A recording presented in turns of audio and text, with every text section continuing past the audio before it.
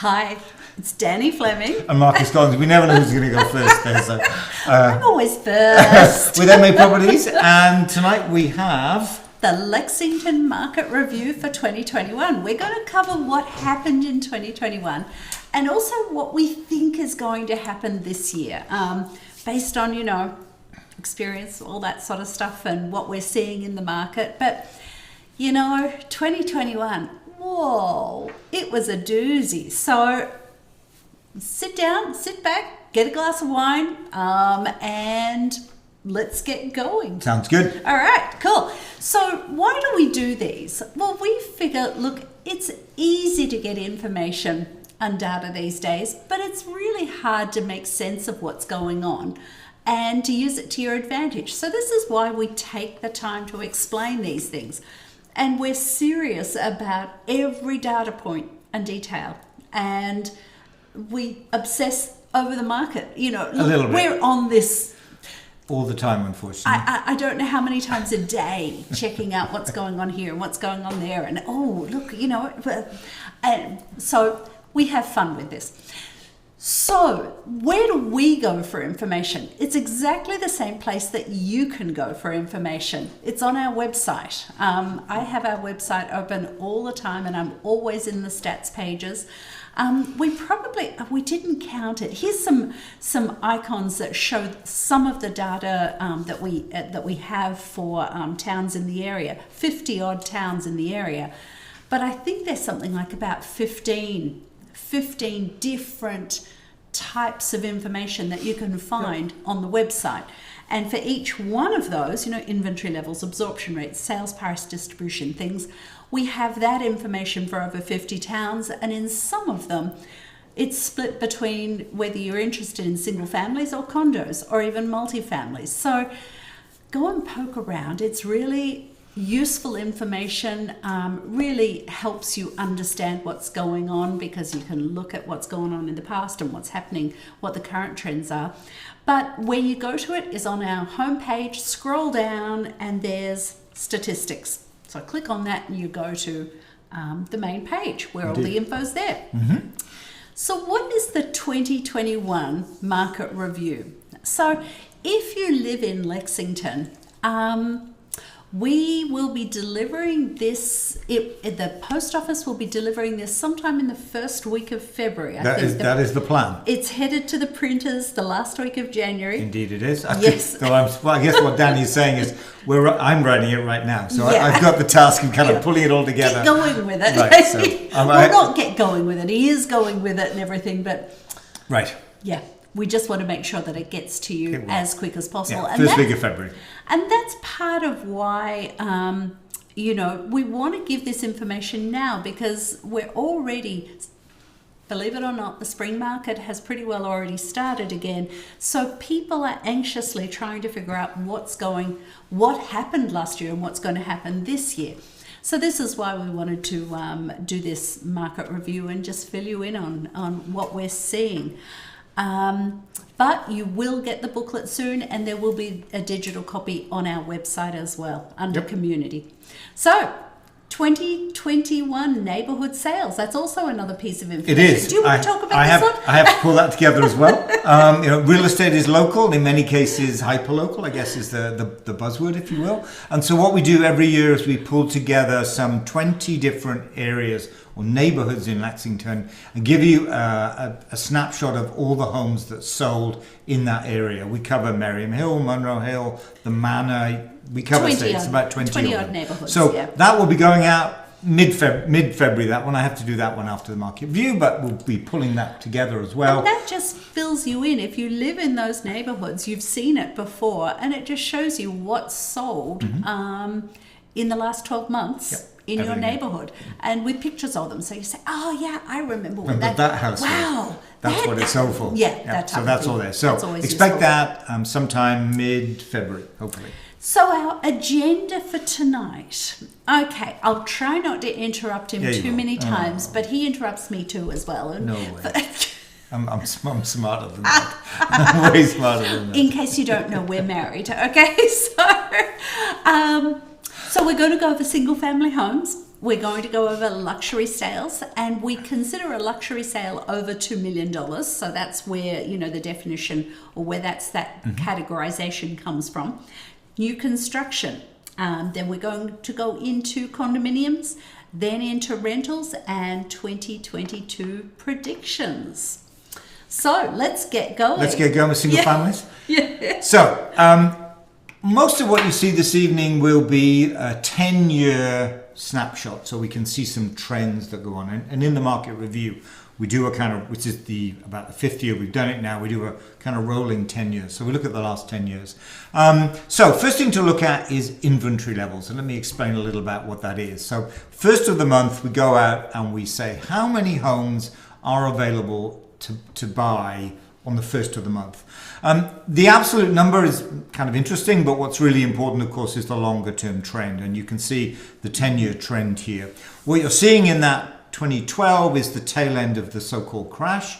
And we've almost lost that. It was almost 10 years ago. Next year we will lose that. And you can see we've had relatively low inventory levels all the way through. Low in 2020, but even lower in 2021. So we saw very low inventory levels. And so when we did that kind of monthly snapshot, there weren't that many homes to buy. But what we should point out, and you'll see with the next next screen, what do you call it these days? Slides, okay. What you see is, say for instance, if you look at 2020 and 2021's inventory levels, they're quite low. And you look at 2019, it's up a little bit. That's not indicative of how many homes sell in the year. That's indicative of how many homes are available for sale at the beginning of the month. So it's not counting the ones that come on the market on a Thursday, go under agreement on the Tuesday, come on the market Thursday, go under agreement Tuesday, go on the market Thursday, under agreement on Tuesday, and then you're back at the beginning of the month again. So it's not counting those, but these are just at a single point in time, how many homes are available for sale. Now, what we're talking... Actually, let me put it that. So it essentially is a measure of not of volume, but of how quickly homes sell. Yeah. If homes sell quickly, you're going to have lower inventory levels. If they take longer to sell, then you'll have higher incomes. So it's a measure of, to some extent, a measure of buyer demand, but also, and therefore, of how quickly homes go under agreement. Now, I just happened to have a look just today. Again, we're in this sort of stuff all the time. And I was curious, how many homes are on the market in Lexington today? 9. 9 homes are on the market in Lexington today, and I think 4 of them were new construction. The average days on the market was 70 for those 9 homes that are on the market. One of those 9 came on the market today. So there's not many homes on the market, but the buyers are out in force. The buyers are out in force at the moment. One of the agents in our team made an offer on a home this week on Tuesday, and there were 24 offers on it. So kind of unheard of this early in January. Yeah. We do expect that in February or March as the spring market kind of opens up, if you will. But it's unheard of. It's unusual to see that so early in the year. Well, it's partly what we normally see. Our normal seasonality hasn't been normal seasonality for the last couple of years with COVID. Go figure, something's sort of different because of COVID. But we were having, the agents in our team, we were writing offers on homes in between Christmas and New Year and just before Christmas.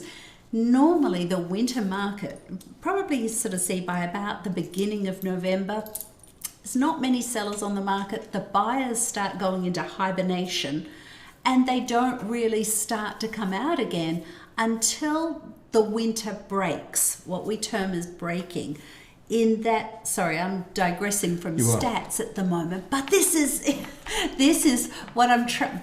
I'll tell you, if you want to know more about the seasonality, call me. But that's for another presentation. What I'm getting at, though, is that the buyers are out there right now and there's nothing on the market. And they're normally not out there right now, but they are. And they were last year as well. Okay, now we can get back to... It's a long time to get to that salient point. But keep an eye on the 20 and 21 inventory levels, they're low. Now when we on look the at home next sales, screen, there we go. Home have a sales. look, 20 and 21, way up there. Sorry, you can talk now. Okay. So in this graph, this is home sales. How many homes sold in 2020 or the last 10 years, actually? Blue is existing homes. The green color is new construction, and then that orange color are the off-market teardowns, the so-called teardowns in the market. They don't actually come on the market, get torn down, and then converted into new construction. And keep a thought on that as we get further on. 36 of them were direct off-market sales. So just hold that in the back of your head. So we've seen both in 2020 and in 2021 more homes listed and therefore more homes sold. What it looks like is happening is this. If you look at the data from 2015 and the decline to 2019, there's an awful lot of sellers in that period there that were holding on to their homes, aging in place, taking advantage of home price appreciation, maybe renting the homes out. They certainly weren't putting their homes on the market. Once we saw the strength of the market in the second half of 2020, first half was, of course, buried in COVID, but the second half of 2020, a lot of homes came on the market. And we've seen that continue into 2021. So it's some of that excess that have come on the market and sold is making up for lost ground, if you will. But not all of it. So some of it is clearly new sellers who are looking to sell to take advantage of rising prices, and we'll talk about those in a minute. But there is a portion of it is new sellers. A portion of it is those sellers that were delaying coming on the market, but now thought this is the right opportunity with house prices at a very high level, and so now's a good opportunity. So that's what's going on, we think, with that reduction in number of home sales and number of listings all the way through to 2019, although 2019 there was talk of a recession. And then 2020 and 21, we see more homes coming on the market just to kind of make up for some of that lost ground, as well as some people, excuse the word, profit taking, if you like. Well, and that's what it is. I mean, people capitalizing on the strong market. And I mean, personally, we bought a couple of homes that we owned on the market last year because we knew that the market was one for the record books. I mean, what was going on. Let's sell a couple of the rentals that we had just to try and capitalize. And, yes, it's a lot of people are doing that. We don't know if more people will do that, and this is part of the predictions. We're not sure whether that's still going to happen the rest of this year, because a lot of people would have taken advantage in 2021. Are they going to in 2022, or have they already sold? But anyway, we'll talk about that later. Never tell people what you're going to tell I know, but it was relevant. So that's demand. That's supply. That's supply. So what's the story with demand? Were there just 326 plus 60, 386 people looking to buy a home in Lexington, or was there excess demand? A couple of metrics that are important to look at for that one. And the first one, you saw a little bit with the inventory level, the speed with which homes sell, but also days on the market, essentially how quickly they sell. That it's been upwards 40, 50, 60 was kind of the average in Lexington, as you can see. It dropped down to the 40s in 2019 and 2020, but here we are now at 28, a very low number. We've really never seen anything quite as low as that.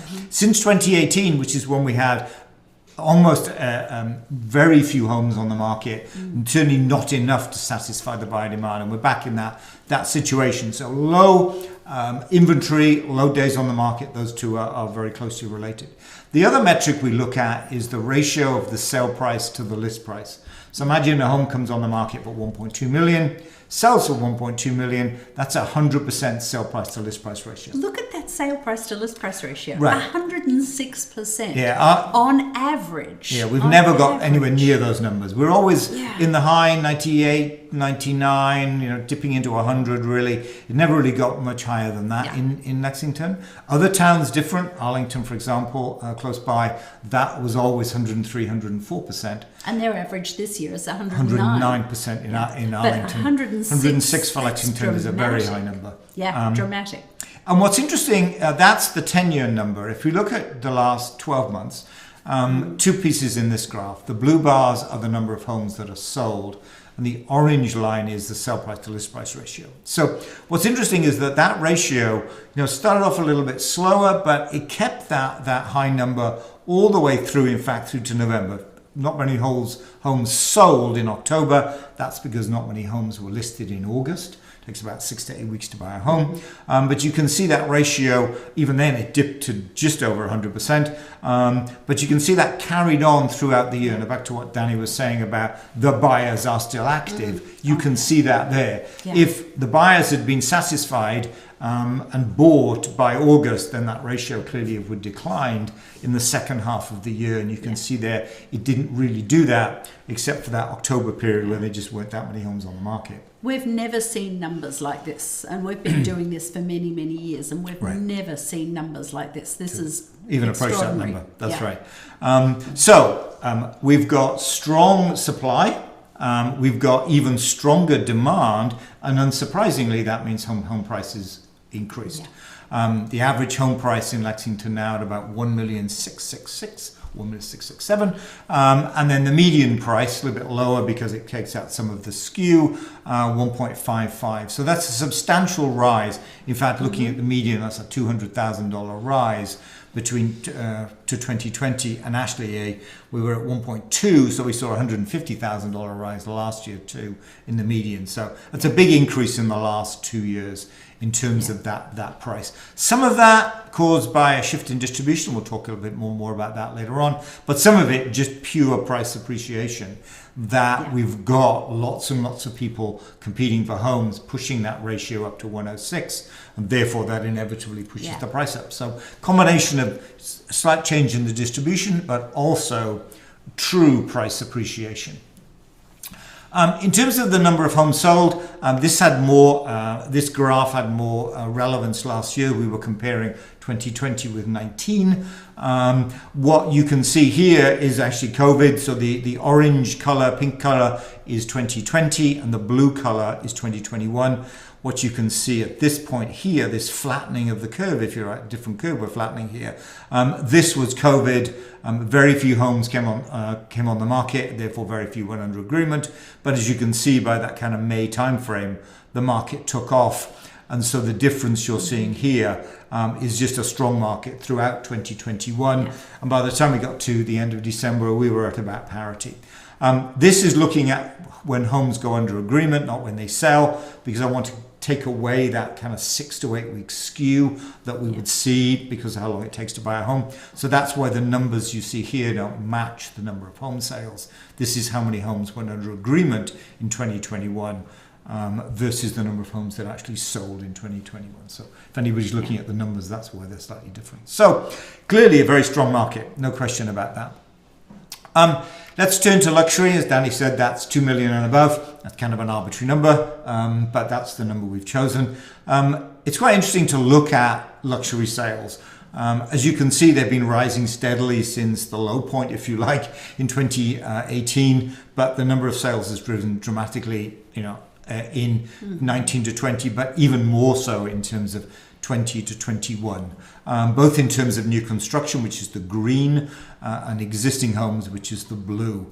A large number of luxury homes, and certainly that new construction number, that shows confidence that the builder community thinks and knows, in fact these are sales, not listings, that they can build at those higher prices. And you will see that in a minute when we show the distribution. But what's key to look at that,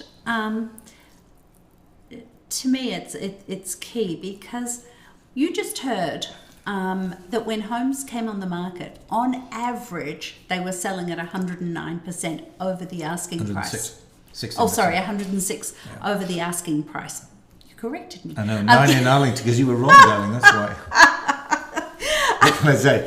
I do the numbers, I'm a numbers 106. guy. Why? So 106%. Remember back to that chart with the number of home sales where you've got existing home sales, you had new construction, and you had direct off-market sales. Why were those sellers not bringing their home on the market when you've got such a strong market with so many buyers out there, and sometimes homes selling for way over market value prices? Why were the people selling direct to someone off market? perennial question, but even more so in 2021, given how strong the market was. It just doesn't make sense. It rarely has it ever made sense, but certainly in 2021, it just doesn't make sense at all. And actually, we have some data right at the end that shows one situation where developers competed for a home together with home buyers and pushed the price way higher. But that's for later. It's something to consider all the way through here. Is why are people selling off market? Is it because they don't know what needs to be done? They don't know how easy it is. One of our taglines is "Relax, we've got this." Mm-hmm. We can take it through and have someone not worry about how it's done, and get more money for their home. So it just saddens me when I see so many homes selling off market where the sellers could have gotten a lot more money. But anyway, let's keep on going. So that was luxury sales. As you see, a somewhat dramatic. It's been more than a steady. It's been a dramatic rise both in 2020 and 2021. Strong market. Here's days on the market. Clearly not the low numbers we see in general. Of course, they're more expensive homes, but still 54, the lowest number we've seen in a long time. And the same is true of the sale price to list price ratio. It's not the 106 that we have for the market overall, but it's still sitting at 101, and we've never got over 100%. In the last, in fact, this is the last 10 years. In fact, you can go back to even further, and we've still never got that. Yeah. The next graph is quite interesting because it shows you the change in the profile, if you will, of over $2 million homes. This is the distribution. I should say distribution on the end there, sorry about that. Mistake. What it is 18, 19... I know it's not a distribution. mistake, it was you. It changes, really. So what it shows is the distribution 18, 19, 20 and 21.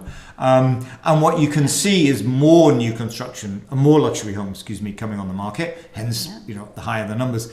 But look at, for example, the 3 million plus as an example there. 2 in 2018, 4 in 2019, 7, okay, that's almost double, but it's still a very low number. But we went all the way from 7 to 19 homes sold over $3 million. So that's a very high number. You can say the same with the 2.5 to 3. We went from 4 to 20 to 33. And in fact, a shift, if you will, less homes in the 2 to 2.5 as developers in general move to that 2.5 to 3. So you can see that number just rising to 48, but more and more developers pushing out into those higher price points. So it's clear that whereas Lexington struggled with the very high prices, the 3 million and above, but only a few years ago, it certainly doesn't anymore. Yeah. So it's kind of, as people are thinking, you would ordinarily think of Weston and Wellesley and Newton, I think you would put Lexington in that category now. So new construction, what's going on in that? Well, relatively flat actually, as it turns out. About the same number of new construction homes selling in 2021 versus 2020. I mean, some of that, of course, is the difficulty in buying homes, in buying land in order to build. I mean, there is a challenge in terms of being able to do that, even with the off-market teardowns. Off-market teardowns running at about 35 or so. So, half of those are actually existing homes that came on the market that were actually converted into new construction. Yeah, that the builders competed for. Right, exactly. Again, here's the sale price distribution, and you can see, again, that kind of shift in the new construction pricing too. If I pick the 3 million plus, 2 to 2 to 2 to 8. That's a big change in terms of that. Yeah. And here you've seen a reduction, unsurprisingly, in the 1.5 to 2, just because they just doesn't make economic sense to build a new construction at that price point. Yeah, we were typically starting to see the 1.5 to 2s being new construction on busy streets. But even now, no, they're starting to command a higher price of over $2 million now. So it's quite interesting how the market has shifted as quickly and the economics of teardowns just don't work as well for on-market teardowns. If you think about $2 million, that's about a $700,000 teardown, or give or take. And there aren't very many of those. And buyers, and back to what you're talking about, the teardown market. If you think about a $700,000 home in Lexington, that's going to get, if it's in even decent condition, it's going to get many, many offers. Yeah. Probably, upwards of 10, even 20 offers on a home like that. So that's the new construction market. Condominiums. We didn't normally do condominiums. We kind of started doing them last year, but we thought it important to take a look at them because there are new construction condominiums, and of course there are a number of people in existing, Pfeiffer Lane, Drummer Boy, and Potter Pond, and so on. So there's some two families around too, but not as many as in other towns around. Not as many around. as in Arlington. Yeah. So condo sales, actually, as they do in, for example, you mentioned Arlington, that's the same. It does fluctuate. Some of it, the fluctuation here is based on new construction developments that are going in. And you can almost pinpoint each of the, in this case I should say the blue is again existing homes and green is new construction. You can almost pinpoint when a condominium development came online. It's when the numbers increase, so you can kind of point them. So there's some variability. We had 2020 was with those 22. That was the Grove Street. Yep, the Grove Street right. new construction. And then the end of 2021 is where the new construction in Lily Pond on Emerson Gardens Road. We had a few of those. We actually had some hangover from Grove Street as well as a couple from the end of Emerson Gardens Road there. So it kind of does fluctuate. More condominium sales, focusing on the blue, more condominium sales in 21 than we saw in 2020.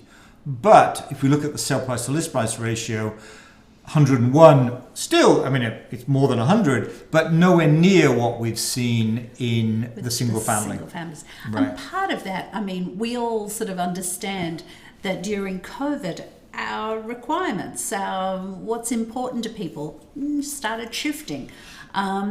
People don't necessarily want to be in a shared living space with someone else, or even just sharing a front door or the garage or something like that. They don't want to be doing that.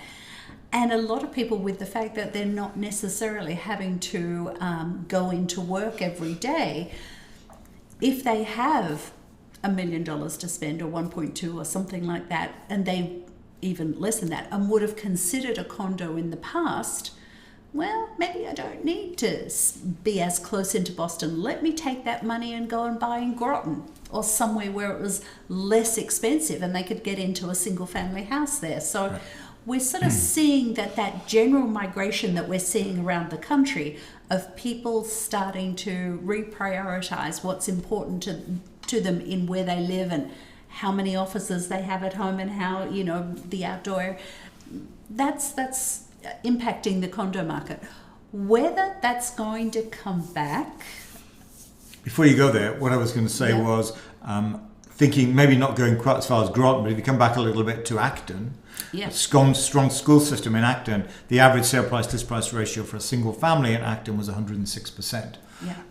It's never that high. It's just too far out to be a manageable commute for many people. Now, as you say, manageable commute means 2 days a week instead of 5 days a week, and lo and behold, still in a great school system, shall I buy close in, perhaps a condo in Lexington, or do I go for a single family in a little bit further out? So that's one of the reasons you're seeing a high sale price list price in Acton. We bought a home on the market in Acton earlier in the year, and we had something like 18 offers on it. Right. That's unheard of in Acton. So that's what's happening around the country. So whether this will sort of start settling down and some people go back to normal, I think it's...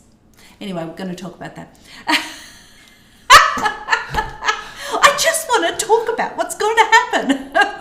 In a minute. Does that mean... Oh, no. So let's look at average sale prices for all condos.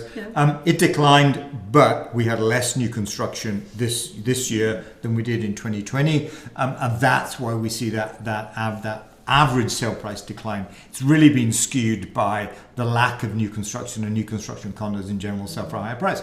So let's back out the new construction. Let's look at existing condos, because there's kind of a story to be told here. So here's the average sale price for existing condominiums. By that, Potter Pond, Pfeiffer Lane, and so on and so on. We did see a decline. High point in 2018, 19 and 20, we saw that decline.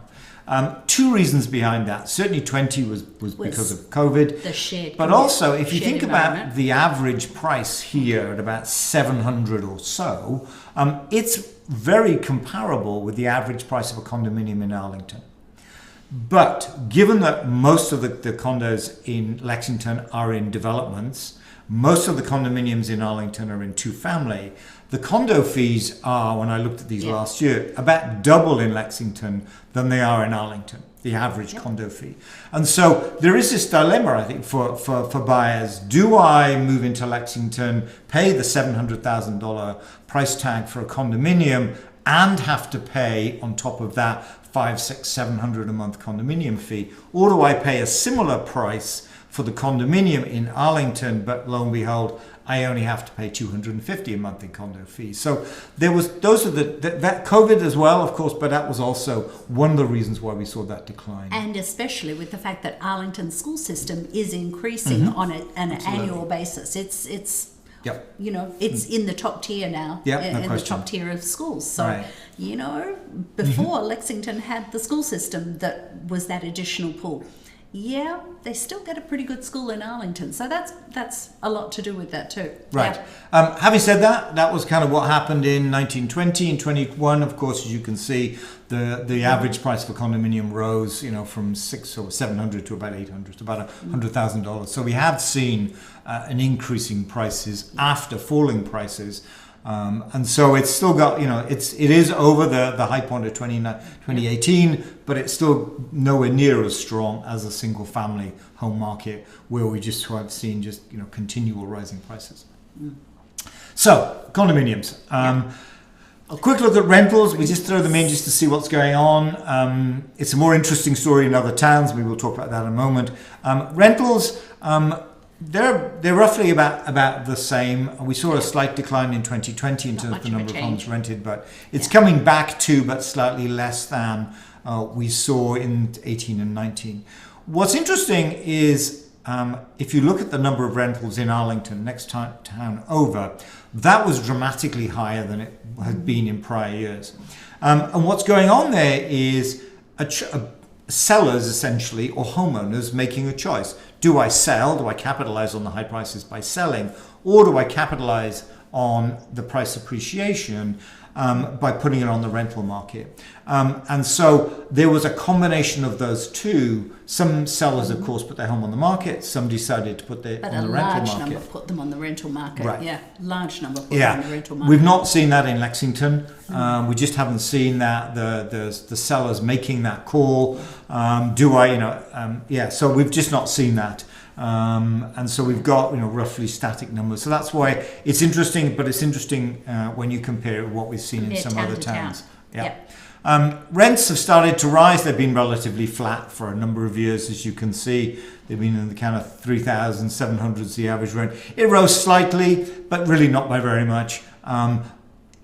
Anybody who has a rental in Lexington, the growth, the reason to have it is price appreciation. It really isn't an increase in the average rents. They just say they've been relatively flat now for over a decade. Here we are. It was only $3,000 back in 2012, and here we are in 2020. They were $3,700. So it's essentially flat. The rental return. It's all about price appreciation. But you could capitalize on the market if you've got a rental.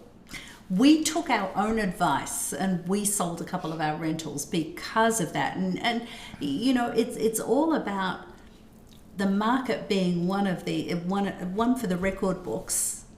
Why not take advantage of it and you know, do something else with the money? Yeah. So kind of wrap up that's the raw data. Let's kind of wrap that one up and take a look at, you know, perhaps what's happening here. So this is the sale price distribution. Again, same colors, blue, green, and that kind of orange color. 2020 versus 2021. We put them kind of side by side with the same scale, so you could see what happened. And what's interesting is, let's look at below $1 million. You know, 18, 38, 34, 10, 16, 20.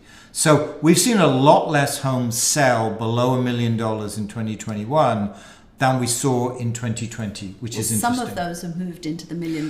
That's true. Some of those 900s have moved Yeah. into over $1 million, but the 700s haven't. No. So we have seen a net reduction in the number of sub-$1 million homes coming on the market.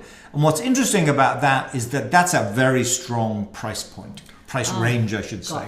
And, back to what Danny was mentioning about the teardown market, it's almost, you can almost say with certainty that if those homes were presentable, those 10, 16 and 20, they sold with multiple offers. The 17 and, and the 17 and 6 that sold off market. Correct.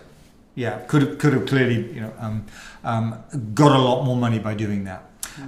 We've seen some more homes sell in the 1 to 1.5. That it kind of would shift the scale a little bit once we get over $1 million. But the big change really is in that 1.5 to 2 and the 2.5 to 3 and the 3 million plus. So we've seen more expensive homes selling about the same number in, give or take, in that 1 to 1.5.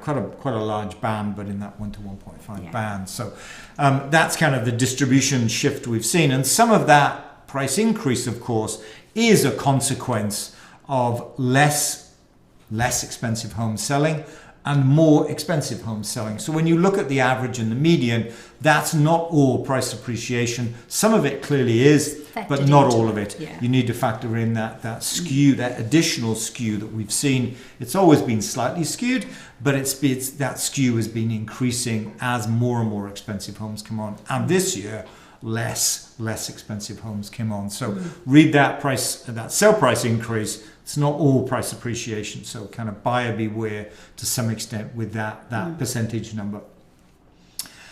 What's also interesting is to look at the distribution of sale price to list price. Now, traditionally, for the last 3 to 4 years, it's been 50-50, give or take. This year, it's shifted to essentially 70-30. And what Marcus is talking about here is the sale price to list price distribution. That's if a home comes on the market at $1 million and sells for $1 million, again, what we were saying, it's 100%. 72% of the homes that were sold in Lexington in 2021 sold for at or over the asking price. Mm-hmm.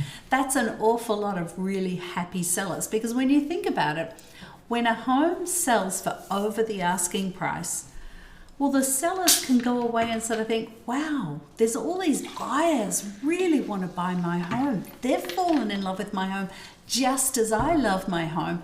I feel really good about this. This is fantastic. And the buyers are so excited because also they've been making offer after offer after offer and not getting those homes, and all of a sudden they've got this home and it's exactly what they wanted. It's a win-win situation. When a home sells for below the asking price, that's a whole different kettle of fish, because very much so. The sellers, why doesn't anyone want my home? I love my home. Why don't people feel the same way about my home? So it's so much, it's fantastic to see that 72% sold for over the asking price. And part of why they sell for over the asking price and how you can make sure that your home gets into that category, you need to talk to us about our advanced selling strategies masterclasses, or our selling masterclasses, because this is part of what's important. I mean, look, the seller who got 141% over the asking price, they were pretty happy. The seller that got 74% of their asking price, actually, that was Rachel Grabowski in our team. She was the buyer's agent for that one. She bought happy buyers, not so happy sellers. Happy buyers. And I mean, in this hugely strong market, 74% of the asking price. Yeah, that's And back to what you were saying about teardowns. One more anecdote on teardowns, and then we'll stop on the anecdotes about teardowns. I don't think it was that one, but I think it was this one, the second one in. That was where homeowners and developers competed and pushed the price way high. Over. And so back to that, developers are being forced to. They wish they didn't have to, but they're being forced to compete. And the developer got this one at the end. They did, as actually. A result. The developer paid the most in that case. So even if you think your home is a teardown, Look at what happened Yeah, look there. at what happened there. Look at what happened. The seller got 138% over the asking of the asking price, and that's even as a tear down. Right. So So there's no reason you shouldn't come on the market. there you go. Am I? Yeah, we're done. Okay, so here we go. Wider perspective. So what's kind of driving the market here? Two things. The first one, of course, is the ramifications, the impact of COVID, if you like. That is changing housing demand. That's the big change that we're seeing. That's the big push in the housing market. This is the reason why Acton has got that very high sale price to list price ratio, because buyers are traditionally perhaps wouldn't have gone that far out, but now they're looking for a little bit more space, a little bit more land, space in the house, a little bit more land, and I don't have to worry so much about the commute. Not giving up on the school system, of course. That's almost that's a given, actually. That one the buyers don't negotiate on, but they will negotiate on the rest. So that housing demand is clearly one major thing that's happening. The other one, and really what we would be talking about were it not for COVID, is what's going on with the demographic shift. And I've shown this graph many times before, although this is now the demographics for the last census, so it's more up to date. The last one, I think, was in 2015. This shows you how many people are in each age bracket. Blue is men, red is women. That's true. Just thought I'd throw that in there. There you go. Two areas are important. Top one and the bottom one. Now, the top one is those homeowners, those people who were born after World War II. So after World War II. Not necessarily. Yeah. Okay, yeah, okay. Yeah, well after World War II. The so-called baby boomers. But the baby boomers. They have now got to retirement age and therefore are becoming to retirement age, and therefore they're thinking about downsizing. So and the kids have graduated the school system. Exactly. So they're looking to sell their existing home and buy, in general, a smaller home, their next home. So there's two, that's one effect in the market. The other effect in the market, of course, is the millennials, first-time home buyers. There's a lot of them. They are now coming into the housing market as the first-time home buyers, and so they're driving the market too. So there is the normal, of course, relocation and people moving up the housing ladder and so on. But these two demographic changes is really was driving the market, and to some extent still is, of course, as a kind of underlying shift in demand and supply in terms of what driving the market. So. And when you look at that, when you talk about first-time home buyers, yeah, sure, they're not impacting the Lexington market typically, but they are impacting other markets around, and those sellers of those homes in those other towns, whether it be a condominium or a single family in, say, Arlington or Waltham or Woburn or Burlington, they're then buying their next home in Lexington. So it still does fuel the Lexington market, just not necessarily kind of directly. An extra hop. This graph really explains why we're back to Arlington, and just because it's the next town over, that 109% sale price list price ratio. There is the COVID effect, but there's also first time home buyers coming in. Average price in Arlington now just over $1 million. Average price here in Lexington 1.6, so big difference. But also the downsizers. Moving out of a Lexington or a Winchester or a Belmont, the surrounding towns, looking to move into Arlington. So those two groups are also doubling down, if you will, and that's why that ratio in Arlington is higher than we even see here in Lexington. And then those homes that are sold in Arlington by the people, they're moving into Lexington and so on, right? Or shuffle. Right, there's kind of this whole shuffle that goes on. So that's kind of the COVID effect, that changing how housing demand's driving it, but also some demographic changes longer term, which is kind of the longer term shift in terms of the market. And even were it not for COVID, or when the effect of COVID begins to diminish, this will still be there. This is not played out yet.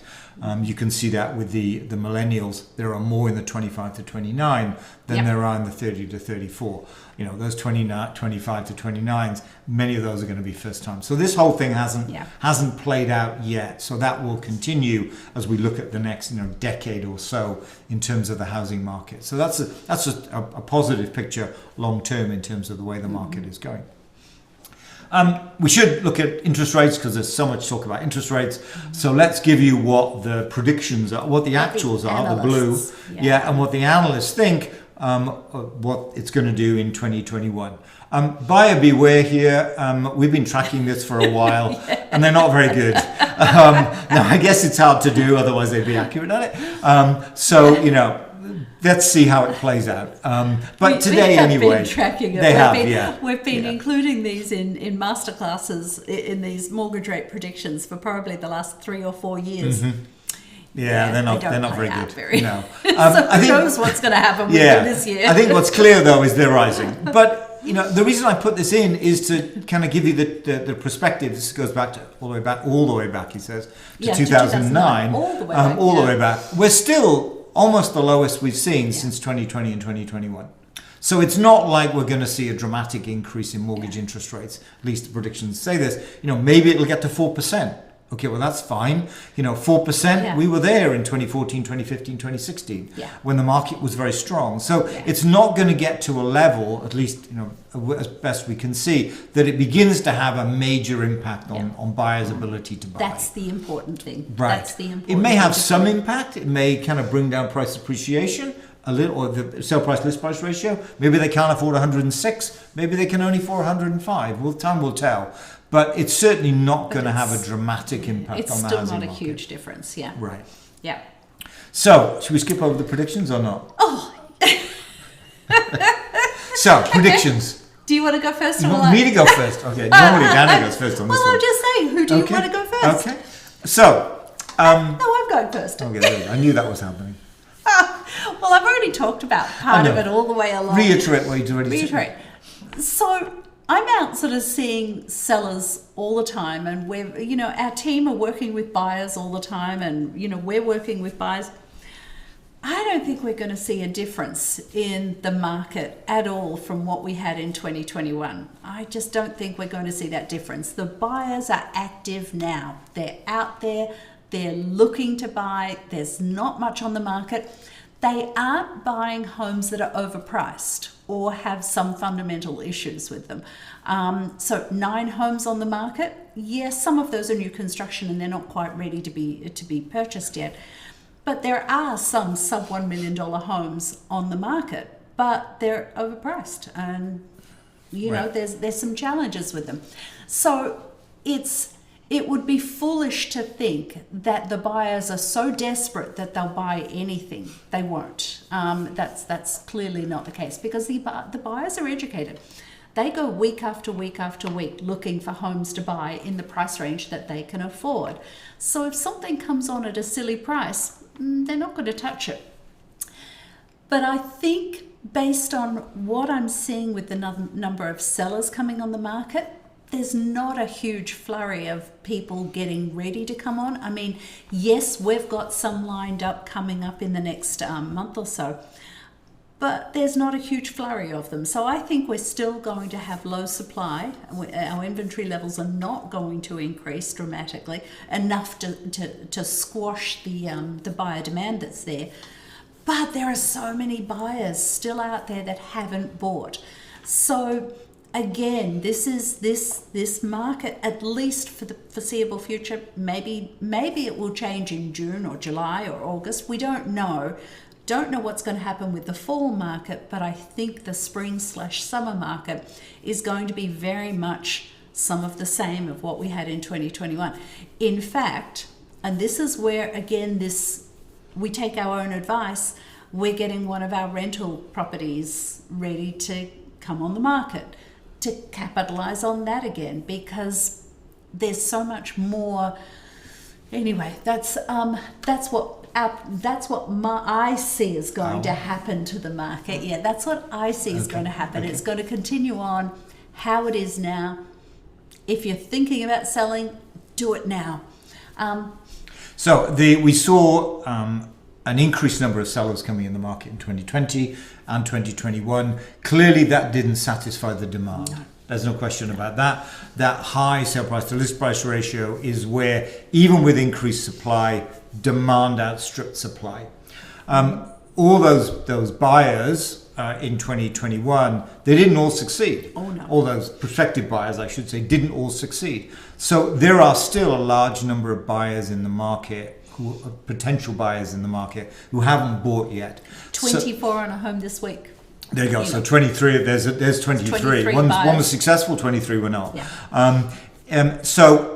What that means is that we will continue to see, even if supply remains at the same levels we saw in 2020 and 2021, we will still see appreciable price appreciation or substantial price appreciation as buyers compete for home and therefore drive the prices higher. Now, what that means, of course, is that there's no impediment to sellers putting their home on the market. There isn't anybody thinking, oh, I think it's going to decline, I think I should put it on the market now. What many sellers are doing, thinking now's a great time, I want to take advantage of it, I want to get on, go into the next stage of my life. And so we are going to see more sellers, or at least the same number that we saw in 2020 and 2021 in 2022, but that the buyer demand is continuing to increase. And I think a lot of people, I don't think there's going to be a huge influx of sellers this year when you compare over what we saw in 2021, because if someone was thinking about selling, remember at the end of 2021, well, when we were getting close to it, kids were back at school, people were starting to travel again, we're all vaccinated, COVID's coming to an end, we're starting to think. No, that hasn't happened, but I really think that if someone was thinking about selling, they would have done it in 2021, seeing the signs of the market beginning to revert to normal. Mm-hmm. But with Omicron, that hasn't happened. It's going to continue on, and people are still again thinking lifestyle. Right. That's the major driver in the market. Yeah. Yes, there's a demographic shift.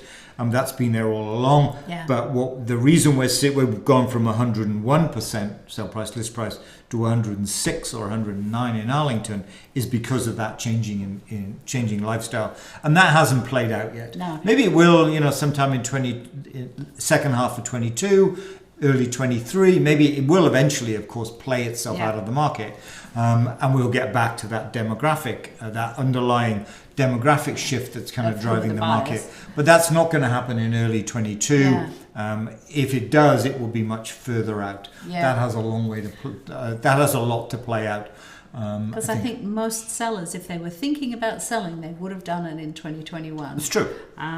And buyers are no longer thinking, well, we're going to get back to normal, having to commute into the office 5 days a week in mid 22. They're not. I mean, everything we hear is that the hybrid work model is the model that we will continue with. That looks to have longevity. It's not a 1 year wonder. It has longevity. So buyers are now thinking, now it makes sense to go and buy that larger home a little bit further out, perhaps, because guess what? I'm going to be in that position moving forward. And when I move to the next job, I'm going to make a requirement of moving to the next job that I want a hybrid work model. So that's why we're seeing that it hasn't, the whole COVID effect, if you want to call it that, has not played itself out. Yeah. It's still got a way to go.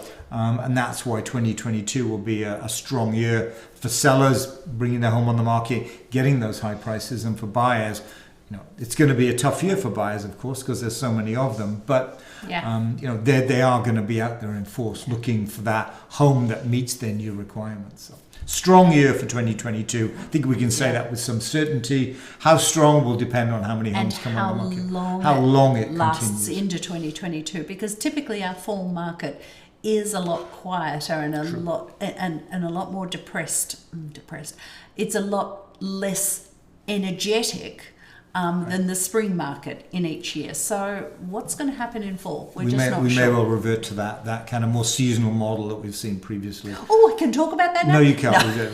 That's for another presentation. All right, so there we go. That's our prediction. So strong 2022 for sellers, for buyers. Sorry about this. It's going to be a tough year, not just here in Lexington, but at almost whatever town you're looking to buy in the area. It's going to be tough because there are lots of buyers out there, and so ultimately not enough supply to satisfy them.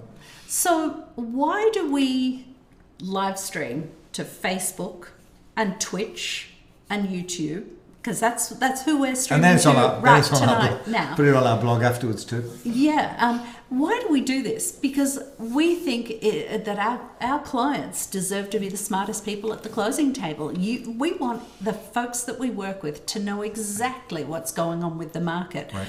But we all benefit by becoming smarter about home buying and selling, which is why, look, I keep going back to this, the tear downs. It really distresses me when I hear how 36 sellers this year didn't get the highest price they could for their home. And that just, if that information gets out there to people where they sort of think, maybe I should do it something, I'm getting on my soapbox. Anyway, we want people to become smarter about selling and buying. All right. Okay, I'm done. Okay. So, look, we want to thank you for joining us. Thank you. It's a lovely way we like talking about this stuff. We talk it all the time, all of this sort of stuff. So it's lovely to share it with you. I really wish we could see you though. And if you had questions and things like this, but it's so much easier. But email us, call us, whatever. If you've got questions, we'll happily talk through the market. And look out for the market review and the neighbourhood sales in your mailbox. Market review first week of February. Neighbourhood sales hopefully third week of February. And so if you're look out for those. And if you're not living in the town yet, I will send a recording of this out and reach out to us. And the market review will be on the website, the physical booklet. And we can, if you want one, we'll put one in the mail to you. So anyway, look, we're rambling on now. So thank you so much for joining us and bye. Bye.